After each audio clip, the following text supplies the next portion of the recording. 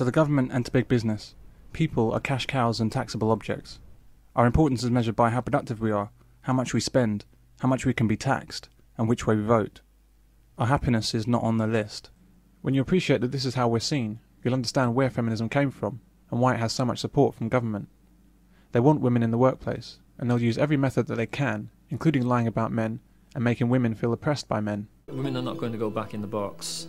They're out, and they're going to be playing an even greater role in society than they do presently.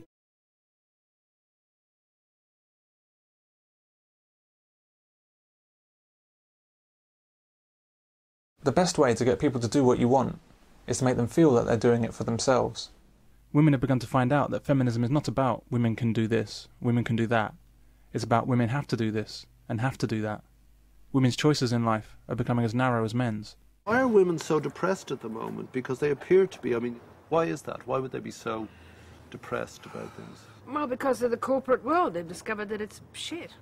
There were those of us who were telling them in the 60s that life in the boardroom was probably even less rewarding than life in the kitchen sink. And they found that out.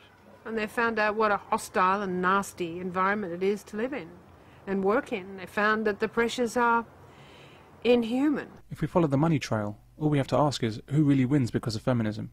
Who are the big winners by having women fighting to be in the workplace? Let's look at some of the suspects. Government strongly supports feminism. Putting women to work creates much larger tax revenues and enables them to grow massively, with departments for women, equal opportunities commissions, and increased legislation. Feminism has enabled the housing market to more than double the legitimate cost of a home for the sake of more profit. By no stretch of the imagination should a flat in Barnet cost this much. But it does because feminism has created a situation where women are working and earning like men. Basic economics tells us that a house can only be priced at a level a household can afford. House prices can be massively and artificially inflated because there are now two people to take money from, rather than just one. Estate agents' percentage fees are therefore more than doubled by feminism, and it's the same for landowners. And the government gets larger stamp duty payments and higher capital gains taxes as well. Banks now have the profitable luxury of being able to lend against two-wage earners when they dole out mortgages. Because of inflated house prices, they more than double their profits. They also increase their security because there are now two people to chase for the money. Because of feminism and the mythical independent woman, women have been buying more cars. More cars, in fact, than men buy. Feminism has been a godsend to car makers. Indeed, the boss of Toyota once said, "Independent women can now buy many more of their own clothes, and still get clothes bought for them by men. Not bad at all." The list of winners from feminism goes on, but those not on the list, however, are men, women and children. They all lose. Did we need feminism?